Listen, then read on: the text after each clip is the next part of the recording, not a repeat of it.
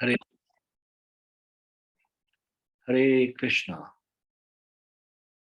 हम लोग भगवत गीता ज्ञान प्रबोधिनी के 13वें अध्याय से चर्चा कर रहे हैं। हम इसके भगवत गीता यथारूप प्रश्नावली से चर्चा कर रहे हैं। भगवत गीता ज्ञान प्रबोधिनी के सत्र में आपका स्वागत है।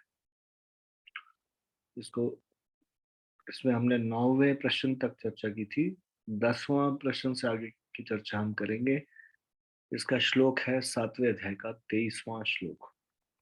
तो कृपया आप 7वें अध्याय का 23वां श्लोक निकाल लीजिए, भगवत गीता ले आइए। इस दौरान हम मंगलाचरण पढ़ते हैं। कृपया आप मेरे साथ ये मंगलाचरण पढ़िए।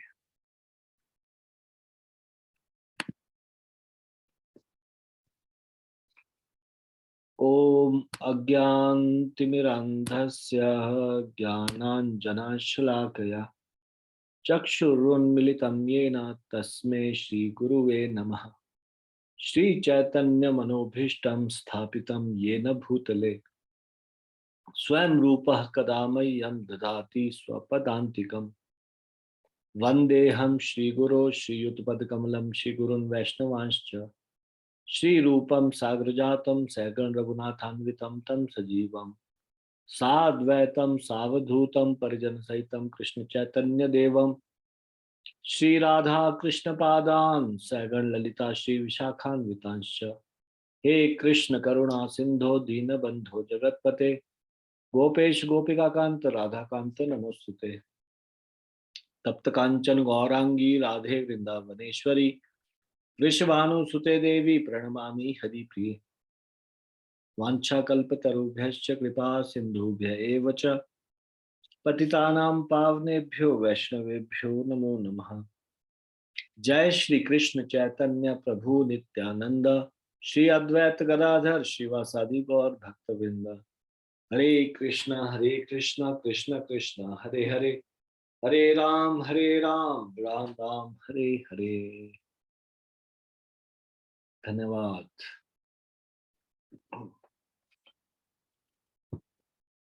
भगवत गीता 7वां अध्याय 23वां श्लोक निकाल लीजिए प्लीज।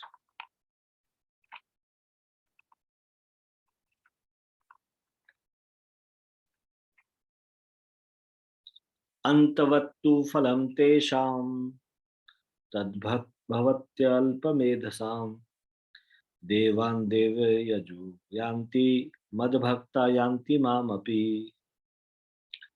अल्प बुद्धि वाले व्यक्ति देवताओं की पूजा करते हैं और उन्हें प्राप्त होने वाले फल सीमित और क्षणिक होते हैं। देवताओं की पूजा करने वाले देवलोक को जाते हैं, किंतु मेरे भक्त अंततः मेरे परम धाम को प्राप्त होते हैं।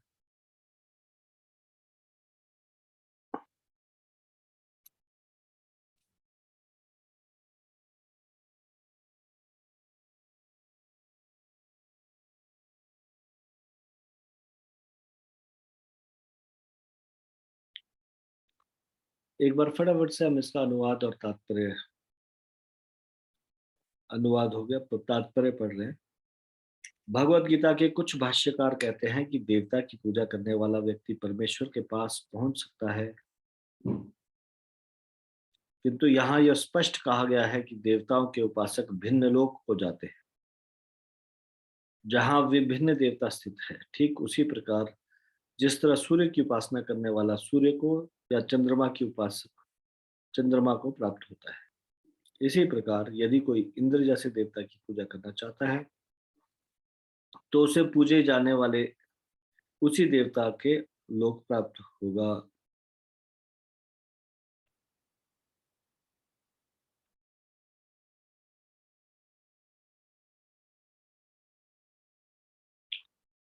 ऐसा नहीं है कि जिस भी देवता की पूजा करने से भगवान को प्राप्त किया जा सकता है।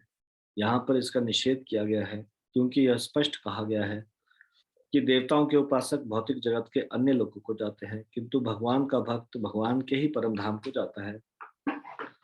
यहाँ यह प्रश्न उठाया जा सकता है कि यदि विभिन्न देवता परमेश्वर के शरीर के विभिन्न अंग है, तो उन सब की पूजा करने से एक ही जैसा फल मिलना चाहिए, किंतु देवताओं के उपासक अल्पज्ञ होते हैं, क्योंकि वे यह नहीं जानते कि शरीर के किस अंग को भोजन दिया जाए। उनमें से कुछ इतने मूर्ख होते हैं कि वे यह दावा करते हैं कि अंग अनेक है, अतः भोजन देने के ढंग अनेक है, किंतु यह बहुत उचित नहीं है। क्या कोई कानों या आंखों से शरीर को भोजन पहुंचा सकता है? वे यह नहीं जानते कि ये देवता भगवान के विराट शरीर के विभिन्न अंग हैं, और वे अपने अज्ञानवश यह विश्वास कर बैठते हैं कि प्रत्येक देवता पृथक ईश्वर है तथा परमेश्वर का प्रतियोगी है। न केवल सारे देवता अपितु सामान्य जीव भी परमेश्वर के अंग अंश है। श्रीमद् भागवत में कहा गया है, ब्राह्मण परमेश्वर के सिर है, क्षत्रिय उनकी बाहें है, वैश्य उनकी कटी है, शूद्र उनके पांव है, और इन सब के अलग अलग कार्य है। यदि कोई देवताओं को तथा अपने आप को परमेश्वर का अंश मानता है तो उसका ज्ञान पूर्ण है, किंतु यदि वह इसे नहीं समझता तो उसे भिन्न लोकों की प्राप्ति होती है, जहाँ देवतागण निवास करते हैं। यह वह गंतव्य नहीं है जहाँ भक्तगण जाना चाहते हैं। देवताओं से प्राप्त वर नाशवान होते हैं, क्योंकि इस भौतिक शरीर जगत के भीतर सारे लोग, सारे देवता तथा उनके सारे उपासक नाशवान हैं। अतः इस श्लोक में स्पष्ट कहा गया है कि ऐसे देवताओं की उपासना से प्राप्त होने वाले सारे फल नाशवान होते हैं। अतः ऐसी पूजा केवल अल्पज्ञों द्वारा की जाती है। क्योंकि परमेश्वर की भक्ति में, कृष्ण भावनामृत में संलग्न व्यक्ति ज्ञान से पूर्ण दिव्य आनंद में लोक की प्राप्ति करता है। अतः उसकी तथा देवताओं के सामान्य उपासक की उपलब्धियां पृथक पृथक होती है। परमेश्वर असीम है, उनका अनुग्रह अनंत है, उनकी दया भी अनंत है। अतः परमेश्वर की अपने शुद्ध भक्तों पर कृपा भी असीम होती है।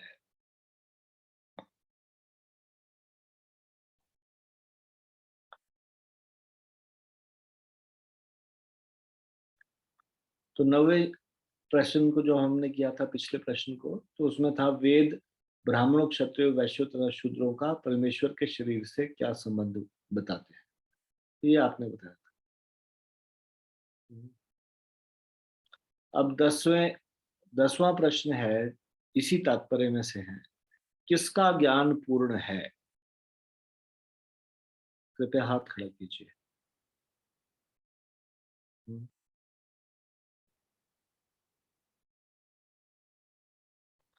किस व्यक्ति का ज्ञान पूर्ण है? तात्पर्य में लिखा है, जो ऐसा करता है उसका ज्ञान पूर्ण है। तो क्या सुना आपने अभी? और अगर आपने सुना, उसको ध्यान से एक बार फिर से नजर दौड़ाइए। तात्पर्य में क्या लिखा है, किसका ज्ञान पूर्ण है? आपको इसको अभी दिखाना नहीं है, डिस्प्ले नहीं करना है। ये प्रश्न पूछा है मैंने, उत्तर देने दीजिए लोगों को। They can see in their Bhagavad Gita copy and they can find the answer. उनको अपना भगवत गीता पढ़ के आंसर ढूंढने। हम्म, अभी कहा मैंने, तो क्या सुना आपने?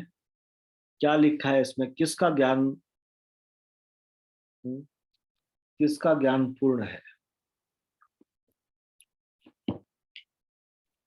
इसका मतलब भगवत गीता खोल के कोई नहीं बैठा हुआ है, बहुत कम लोग। 3 हाथ खड़े सिर्फ, ये तो बहुत इजी है, सामने ही दिखाई दे रहा है तात्पर्य में।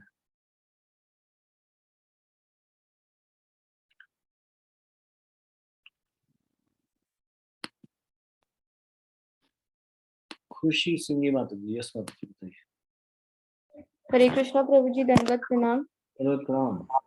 यदि कोई देवताओं को तथा अपने आप को परमेश्वर का अंश मानता है तो उसका ज्ञान पूर्ण है। हरे कृष्णा प्रभु जी, दंडवत प्रणाम। जी धन्यवाद।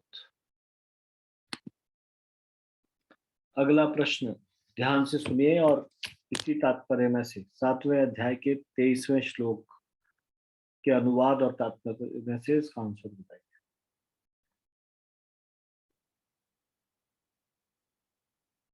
देवताओं के उपासकों को इस श्लोक में अल्पमेध साम, अल्प बुद्धि वाले लोग क्यों कहा गया है?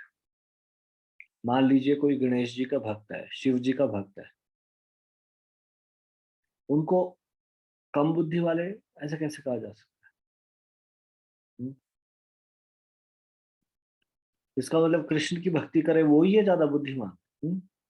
मैं पूछ रहा हूँ आपसे ये प्रश्न, बताओ। आप लोग कृष्ण भक्त हो, आप इसलिए ज्यादा बुद्धिमान हो, और जो गणेश जी की भक्ति करे वो कम बुद्धिमान है? हम्म? यदि हाँ तो कैसे, और यदि ना तो कैसे? हम्म? हाँ करेंगे तो भी आंसर सपोर्ट कीजिए उसको कुछ, और अगर ना कर रहे हो आप तो फिर भी उसको सपोर्ट कीजिए। बताओ। देवताओं के उपासकों, देवता समझ गया ना, ये सारे देवताओं की कैटेगरी में आते हैं। गणेश जी, सूर्य देव, ब्रह्मा जी, शिव जी, सारे देवताओं की कैटेगरी में आते हैं। देवताओं की उपासना करें वो अल्प में इंसान है, अल्प बुद्धि वाले लोग, ऐसा क्यों कहा गया? हम्म? कृपया हाथ खड़ा कीजिए। आशा माता जी बताएंगे, आशा नगर कोठी। यस माता जी बताइए। हरे कृष्ण और विद्यानंद प्रणाम। हरे कृष्ण दंडवत प्रणाम। आवाज आ रही है प्रभु जी? अब आई आवाज। प्रभु जी, गणेश जी की पूजा तो प्रभु जी अपनी भौतिक पूर्ति के लिए लोग करते हैं, और कृष्ण की पूजा तो सिर्फ लोग वो भक्ति करते हैं प्रभु जी। उनको ऐसा कुछ भौतिक चीजें चाहिए नहीं होती है गणेश प्रभु जी, गणेश जी की नहीं भगवत धाम करते? जाने के लिए। गणेश वो जी की, जो गणेश जी को मानते हो बोलते हैं हम गणेश जी की भक्ति करते हैं, आप लोग कृष्ण जी जी प्रभु जी, भक्ति तो करते हैं, पर वही है ना, उनसे मतलब मांगते हैं ना फिर। कृष्ण भक्ति भी मांगते हैं। आप देखो वृंदावन में आए होते सारे के सारे बिना मांगने वाले आए होते, मांगने वाले बहुत सारे आए होते नहीं? आशा माता जी। बस बस शुद्ध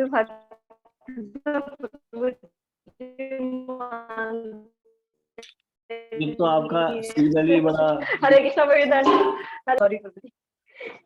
आवाज नहीं आ रही है, आवाज कट गई है, सिग्नल बड़ा वीक है। हाँ दोबारा से बोलो जो बोला लास्ट में कुछ। मैं कह रही सॉरी प्रभु जी, प्रभु जी शायद मुझे अच्छे से आंसर नहीं आता, सॉरी प्रभु जी। ठीक है।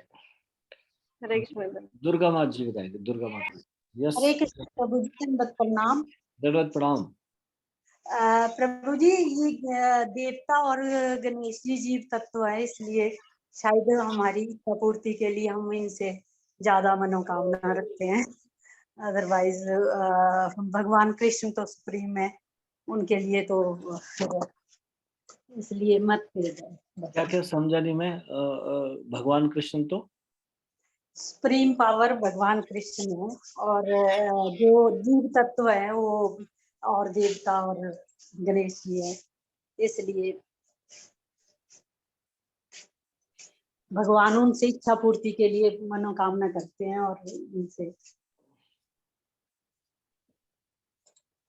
अच्छा, तो क्वेश्चन क्या था? क्वेश्चन तो ये है कि जो देवताओं के उपासक है वो कम बुद्धि वाले, अल्प बुद्धि वाले क्यों हैं? क्योंकि वो देवताओं की उपासना करते हैं, वो भगवान नहीं है, वो देवता है। देवता है, जीव तत्व है माता जी। यस यस प्रभु जी। अब जीव तत्व से बात चली तो मैं बोलता हूँ, क्या शिव जी जीव तत्व है? शिव जी देवता और देवता जो भी है। शिव जी को छोड़ के बाकी देवता, वो जीव तत्व है। यस प्रभु जी। तो शिव जी को कैसे कैटेगरी में रखे, मतलब देवता या भगवान? नहीं, शिव जी भी मतलब वैसे संपूर्ण वो नहीं है, पर फिर भी शिव जी है, वो मानते हैं हम, उतना नहीं। यस शिव जी शिव तत्व है, और ये ना जीव तत्व है ना विष्णु तत्व है, ये उसके यस बीच में शिव तत्व। चलो ठीक है, अगर देवता भी है तो देवताओं की उपासना कर ली तो क्यों हो गए कम बुद्धि वाले? देवता से हम इसलिए उपासना करते हैं देवता की, क्योंकि उनसे हम इच्छा व्यक्त करते हैं और वो हमारी इच्छा पूर्ति करते हैं। कृष्ण से भी हम इच्छा व्यक्त करते हैं। कृष्ण से करते हैं और उनके लिए वो हमारी समान इच्छाएं, मतलब जो भी है उनका उनका वो प्रभाव थोड़ा ज्यादा है। कृष्ण का प्रभाव ज्यादा है, देवताओं का कम है। यस प्रभु। हम्म। सॉरी प्रभु। हाँ हाँ, देखो इसका उत्तर क्या होना चाहिए। इसका उत्तर ये होना चाहिए, चलो ठीक है, पहले बाकी लोगों से पूछ लेता हूँ। कलावती माता जी, यस माता जी। हरे कृष्णा प्रभु जी, दंडवत प्रणाम। बोलो प्रणाम। सॉरी प्रभु जी, कहीं त्रुटि हो तो। हम्म। प्रभु जी, आप हमेशा बताते हैं ना, देवताओं की पूजा करने से जो फल होता है वो केमिस्ट और आप डॉक्टर के दो माने एग्जाम्पल देते हैं। जैसे अगर हम केमिस्ट के पास जाते हैं, दवाई मांगते हैं, तो वो पैसा लेगा और दे देगा, वो नहीं देखेगा कि कौन सी दवाई हमारे लिए सुटेबल है कि नहीं, बस वो दे देगा। लेकिन अगर हम डॉक्टर के पास जाते हैं तो वो ऐसे ही दवाई नहीं लिखेगा, पहले जांच पड़ताल की क्या हमारे लिए सही है, फिर उसके बाद वो दवाई देगा जो हमारे लिए अप्रोप्रिएट होगा। तो वैसे ही देवता और भगवान की पूजा में अगर देवताओं के पास जाएंगे तो बस वो हमें दे देंगे हम जो मांगेंगे, माने उनको जो डिपार्टमेंट जिस देवताओं को दिया हुआ है। अपनी लेकिन अपनी बीमारी को ठीक करने के लिए कोई केमिस्ट के पास जाए तो वो कम बुद्धि वाला है, और डॉक्टर के पास जाए वो सही सही बुद्धि वाला है, यही ना। जी जी जी आपको प्रभु जी। बीच में रोक दिया था मैंने, आप कुछ कहना चाहिए पूरा सेंटेंस। नहीं जी प्रभु जी, वही बता रही थी कि अब फिर वही है, भगवान के पास जाएंगे तो हमें अपनी समस्याओं का परमानेंट सोल्यूशन मिलेगा, लेकिन अगर देवताओं के पास जाएंगे तो हमारी समस्याओं का टेम्पररी सोल्यूशन होगा। तो यही है, इसीलिए कोई एग्जांपल बताओ टेम्परेरी सॉल्यूशन और परमानेंट सॉल्यूशन का, कैसे समझे इसको कि देवताओं के पास टेम्परेरी सॉल्यूशन और भगवान के पास परमानेंट सॉल्यूशन। आप हमेशा बताते हैं ना कि देवताओं की पूजा करने से हम ज्यादा से ज्यादा क्या होंगे, उनके लोक तक पहुंच जाएंगे। लेकिन जब तक उन देवताओं की वो उस पोजीशन में है, वो भी अगर वापस आ सकते हैं इसी पृथ्वी लोक में, तो हम भी फिर वहीं से गिर जाएंगे, माने फिर से हम जन्म मृत्यु जरा व्याधि के चक्र में पड़ सकते हैं। लेकिन भगवान की उपासना पूजा भक्ति करेंगे तो हम इस जन्म मृत्यु जरा व्याधि के चक्र से पूरा, माने हमारा परमानेंट सोल्यूशन ही हो जाएगा। यही सॉरी प्रभु जी। हरे कृष्णा बोल देंगे। धन्यवाद प्रणाम। कोई अपने संसार के कष्टों को दूर करने के लिए देवताओं के पास जाते हैं तो वो उस कष्ट को थोड़ा सा हटा सकते हैं, और भगवान भी हटा सकते हैं। लेकिन भगवान हटाएंगे तो भगवान इस तरह से हटाएंगे कि उसको जन्म मृत्यु से छुड़ा देंगे, उसको भक्ति प्रदान करेंगे। और देवता लोग जो है ना वो टेम्परेरी रिलीफ देंगे।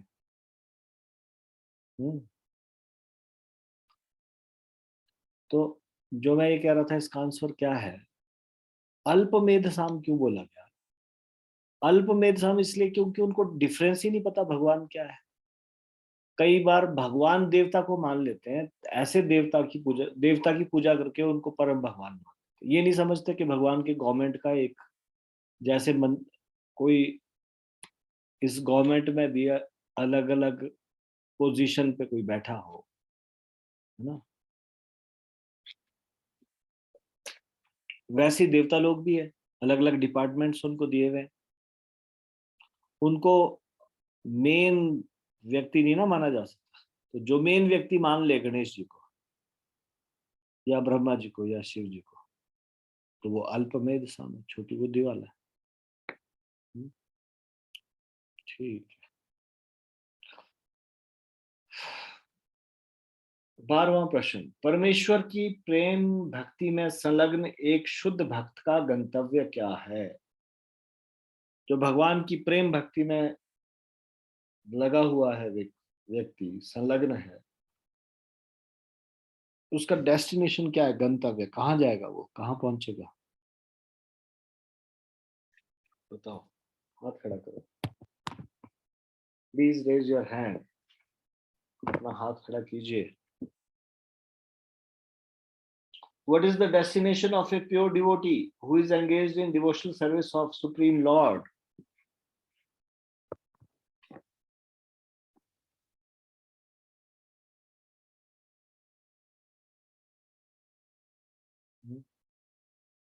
क्या है डेस्टिनेशन। 3 ही लोगों को आंसर पता है, 4 हो गए।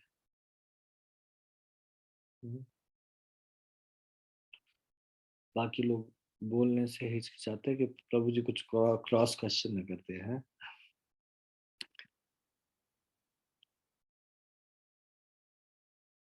चलो मेहुल प्रभु आप ही बताओ। चलो बताओ। हरे कृष्ण रवि प्रणाम।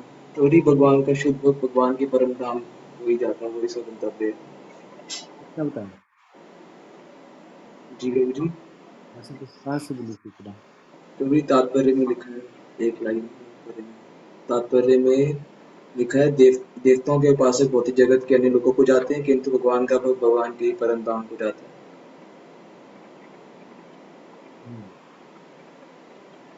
श्लोक में भी लिखा है, भगवान कृष्ण ने कहा है, देवान देव जयो यान्ति मद्भक्ता यान्ति माम अपि।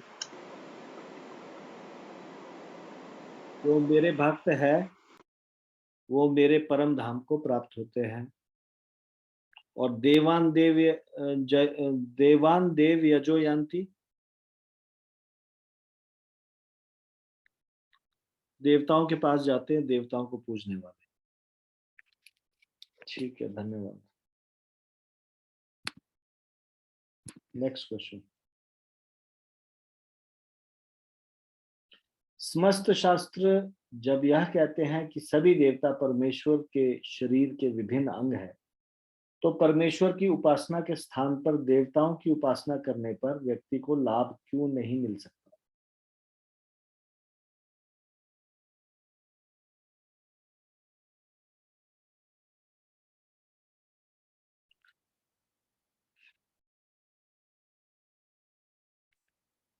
ठीक है, मान लिया जाए अगर कि ये सारे देवता परमेश्वर के शरीर के अंग हैं, तो अगर एक अंग को कुछ वस्तु प्रदान की गई तो वो सारे उसी व्यक्ति को दी गई ना, जिसका वो अंग है। जैसे मान लीजिए आप सोने की अंगूठी लेके जाए और अंगूठी को उंगली में पहना दिया जाए, तो आपने उसी व्यक्ति को दी ना जिसका वो हाथ है। नहीं कि सिर्फ हाथ को दिया आपने, उस व्यक्ति को नहीं दी। अब उसी व्यक्ति के हैं सारे के सारे देवता लोग, उसी व्यक्ति के अंग है। तो फिर अगर मान लीजिए देवताओं को कुछ दिया जाए तो यह भगवान को ही दिया जा रहा है एक तरह से। नहीं, क्या समस्या क्या है इसमें? बोलिए जरा, बताइए। Please raise your hand.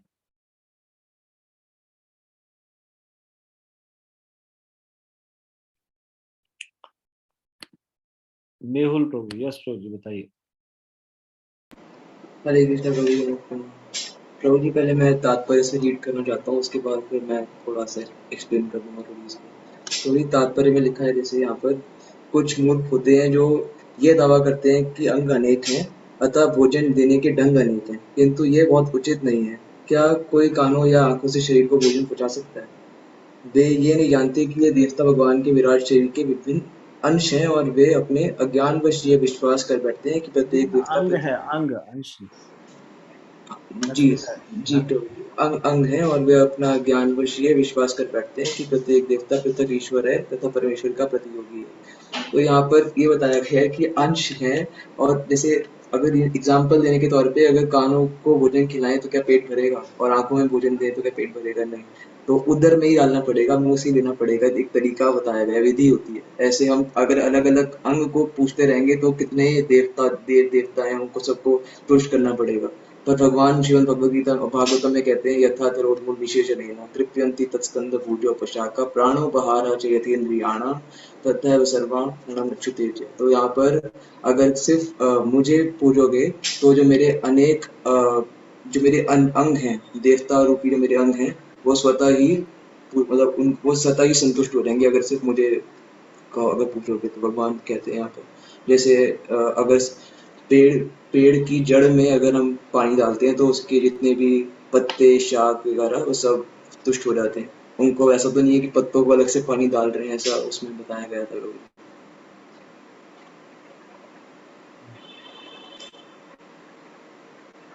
Sorry प्रभु जी। हरे कृष्ण प्रभु जी। ये प्रश्न कौन सा था? जी प्रभु जी। प्रश्न क्या पूछते थे? प्रश्न क्या था? हम्म,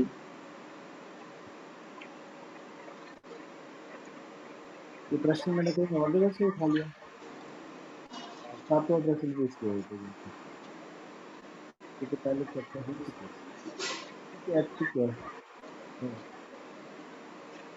ठीक है, धन्यवाद। आप इसको ऑन करते हो तो पीछे से बैकग्राउंड नॉइज आती है, पता नहीं क्यों। आपने किस चीज की नॉइज है? ठीक है, माफ कीजिए। सातवां श्लोक, सातवां प्रश्न पूछ लिया, पर हाँ ये हम कर चुके एक बार। ठीक है, 12वां प्रश्न है, परमेश्वर की प्रेम भक्ति में संलग्न एक शुद्ध भक्त का गंतव्य क्या है? ये हो गया है। हाँ, परमेश्वर के संबंध में क्या क्या असीम है, ये बताइए। परमेश्वर के संबंध में क्या क्या असीम है? कलावती माता जी। हरे कृष्णा प्रभु जी, दंडवत प्रणाम। दंडवत प्रणाम। परमेश्वर असीम है, उनका अनुग्रह अनंत है, उनकी दया भी अनंत है, अतः परमेश्वर की अपने शुद्ध भक्तों पर कृपा भी असीम होती है। हरे कृष्णा प्रभु जी। ठीक है, धन्यवाद। 7वें अध्याय का 23वां श्लोक से जो प्रश्न थे वो पूरे हुए। अगले प्रश्न है 9वें अध्याय के 24वें श्लोक से। कृपया 9वें अध्याय का 24वां श्लोक निकाल लीजिए। 9.24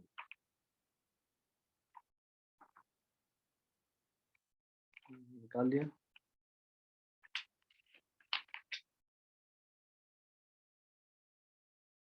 अहम हि सर्वयज्ञानां भोक्तां च प्रभुरेव च न तु माम अभिजानन्ति तत्त्वेनातश्च्यवन्ति ते।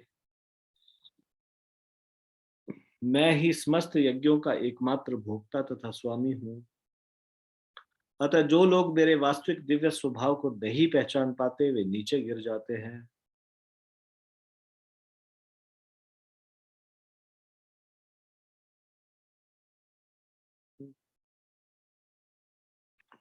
असली भोक्ता कौन है? भगवान बता रहे। समस्त यज्ञों का एकमात्र भोक्ता है भगवान, एकमात्र स्वामी भी है। तो जो लोग भगवान के दिव्य स्वभाव को नहीं पहचान पाते नीचे गिर जाते हैं। तात्पर्य, यहाँ यह स्पष्ट कहा गया है कि वैदिक साहित्य में अनेक प्रकार के यज्ञ अनुष्ठानों का आदेश है, किंतु वस्तुतः वे सब भगवान को ही प्रसन्न करने के निमित्त हैं। यज्ञ का अर्थ है विष्णु। यज्ञ का एक दूसरा अर्थ क्या है? विष्णु। भगवद गीता के 3 अध्याय में यह स्पष्ट कथन है कि मनुष्य को चाहिए कि यज्ञ या विष्णु को प्रसन्न करने के लिए ही कर्म करे। मानवीय सभ्यता का समग्र रूप वर्णाश्रम धर्म है और यह विशेष रूप से विष्णु को प्रसन्न करने के लिए है। इसलिए इस श्लोक में कृष्ण कहते हैं, मैं समस्त यज्ञों का भोक्ता हूं क्योंकि मैं परम प्रभु हूं। किंतु अल्पज्ञ इस तथ्य से अवगत न होने के कारण क्षणिक लाभ के लिए देवताओं को पूजते हैं, अतः वे इस संसार में आगे हैं और उन्हें जीवन का लक्ष्य प्राप्त नहीं हो पाता। यदि किसी को अपनी भौतिक इच्छा की पूर्ति करनी हो तो अच्छा यही होगा कि वह इसके लिए परमेश्वर से प्रार्थना करे, यद्यपि वह शुद्ध भक्ति नहीं है, और इस प्रकार उसे वांछित फल प्राप्त हो सकेगा।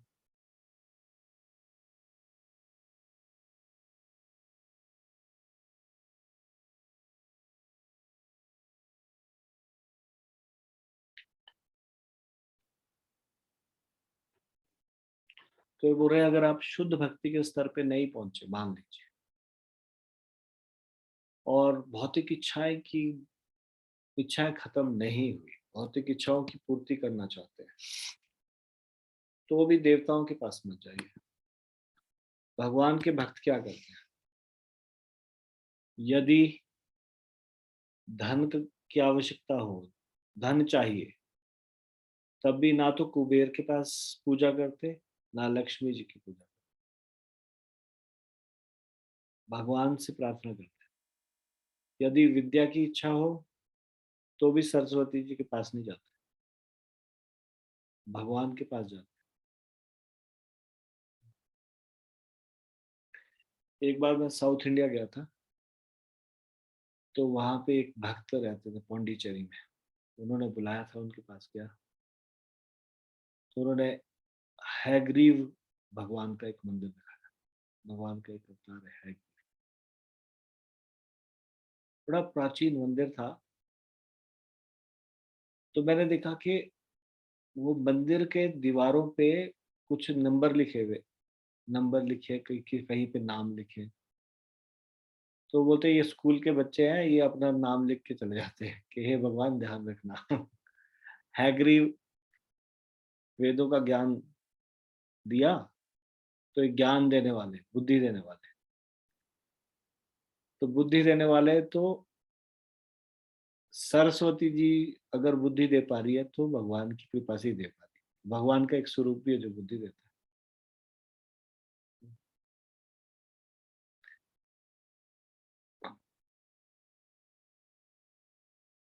तो इसी तरह से भक्त लोग किसी भी समस्या के लिए देवताओं के पास जाना प्रेफर नहीं करते, भगवान से ही प्रार्थना करना उचित समझते हैं।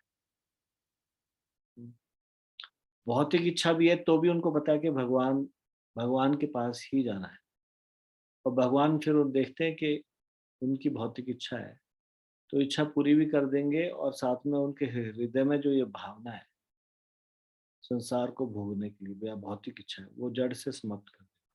ये भगवान की विशेषता है। प्रभुपाद जी यहाँ पे बता रहे क्या, अगर किसी को अपनी भौतिक इच्छा की पूर्ति करनी हो तो अच्छा यही होगा कि वो परमेश्वर से प्रार्थना करे। हालांकि ये शुद्ध भक्ति नहीं है, पर फिर भी करनी है प्रार्थना तो परमेश्वर से करे। देवताओं से क्यों ना करे? देवताओं से इसलिए ना करे, तो देवता बनाए किस लिए फिर? विद्या की देवी सरस्वती उनके पास चले गए। गणेश जी सारे कार्यों के लिए शुभ करते हैं, उनका सारा मंगल करते हैं सारे कार्य पे। सबसे पहले गणेश जी को पूजा जाता है ना, विवाह इत्यादि या मांगलिक कार्यों में, या फिर कभी गृह प्रवेश हो, या फिर और कोई कार्य हो, कोई भी पूजा स्टार्ट होती है गणेश जी की पूजा की जाती है। गणेश जी के अंदर यदि कोई शक्ति है विघ्नों को दूर करने की,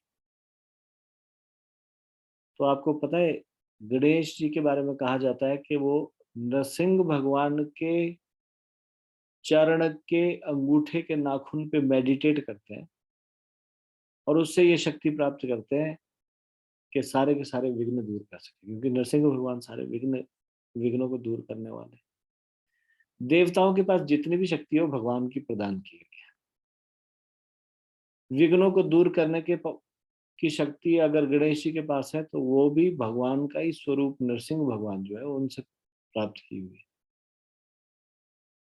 तो फिर जब भगवान इजीली सुलभ है, अवेलेबल है, तो क्यों ना हम भगवान को की पूजा करें।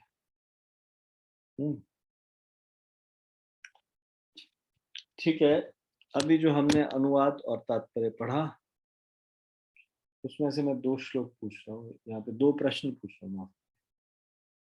पहला, यज्ञ क्या है, वर्णाश्रम धर्म किस लिए है? बताइए। अभी अभी हमने जो पढ़ा उसके हिसाब से यज्ञ क्या है और वर्णाश्रम धर्म किस लिए है?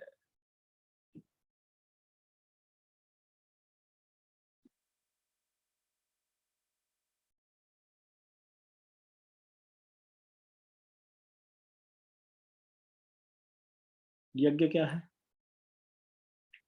और वर्णाश्रम धर्म किस लिए है? Please raise your hand. अभी हमने क्या पढ़ा,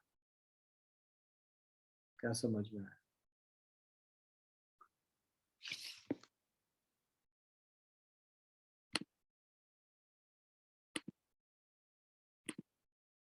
नवनीत माता, यस माता। हरे कृष्ण प्रभु जी, दंडवत प्रणाम। हरे कृष्णा, दंडवत प्रणाम। जी, यज्ञ का अर्थ है विष्णु और मानवीय सभ्यता का समग्र रूप वर्णाश्रम धर्म है और यह विशेष रूप से विष्णु को प्रसन्न करने के लिए है। वर्णाश्रम धर्म किस लिए है?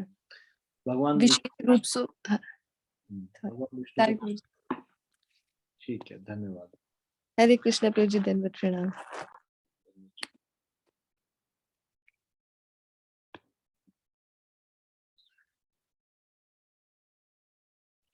वर्ण और आश्रम, 4 वर्ण है, 4 आश्रम है। चतुर्वर्ण मया सृष्टम गुण कर्म विभागशः। ये 4 वर्ण और 4 आश्रम मैंने बनाए हैं, ऐसे बोलते हैं भगवान। भगवान भगवत गीता में बोलते हैं कैसे, गुण और कर्मों के हिसाब से। और इसमें मुख्य बिंदु क्या है? भगवान की प्रसन्नता, भगवान के लिए ही है ये। क्षत्रिय सब लोगों की रक्षा कर रहे हैं, उनको सुरक्षा प्रदान कर रहे हैं ताकि सब भगवान की भक्ति में लग सके। ब्राह्मण सब लोगों को ज्ञान दे रहे हैं भगवान की भक्ति में, सब लोग सुखपूर्वक लग सके, सबको भगवान की भक्ति का ज्ञान दे रहे हैं। वैश्य धन उपार्जन कर रहे हैं ताकि भगवान के निमित्त कार्य किए जा सके, अनुष्ठान किए जा सके, यज्ञ किए जा सके, या भगवान के लिए इस प्रकार से उत्सव आयोजन किए जा सके। और वैश्यनी और क्षुद्र, ये इन तीनों वर्गों की सहायता कर रहे हैं ताकि सब लोग भगवान की भक्ति में लगे। केंद्र बिंदु भगवान, ये है वर्णाश्रम। वर्णाश्रम किस लिए है?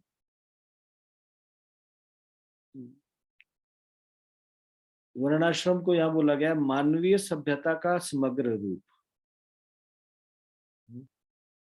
और किस लिए? विष्णु की प्रसन्नता। ठीक है, अगला प्रश्न, लोग भौतिक संसार में क्यों आ गिरते हैं? Please raise your hand. लोग भौतिक संसार में क्यों आ गिरते हैं?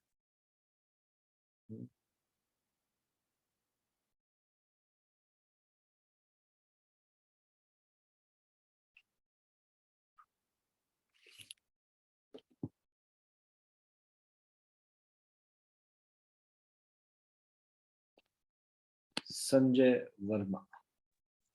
हरे कृष्णा प्रभु जी, दंडवत प्रणाम। हरे कृष्णा, दंडवत प्रणाम माता जी।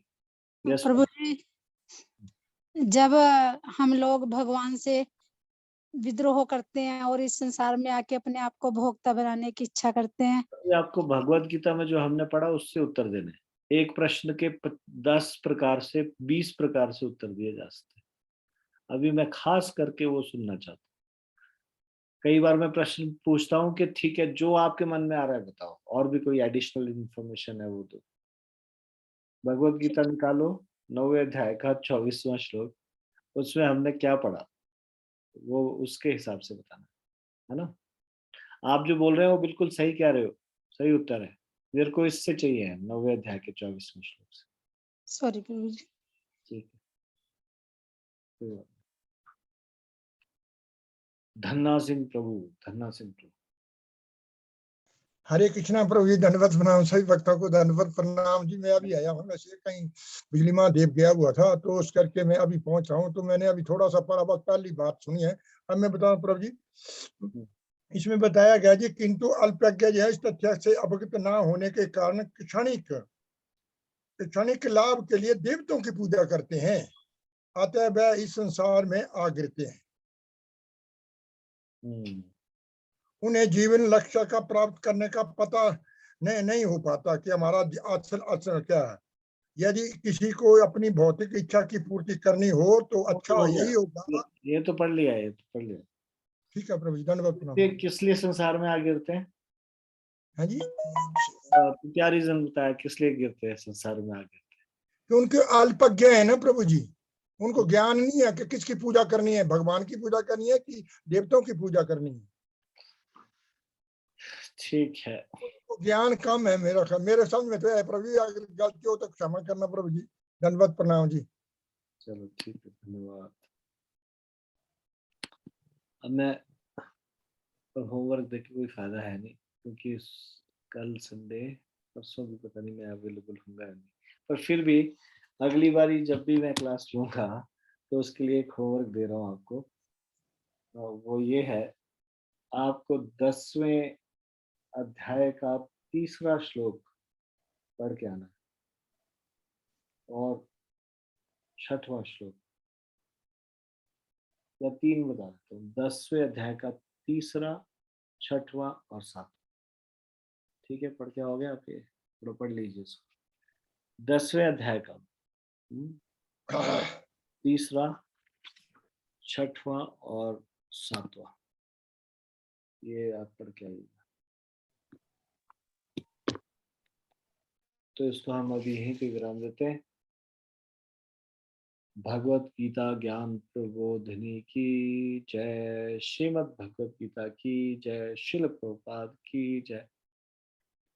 निताई गौर प्रेमानंदे। हरि हरि बोल।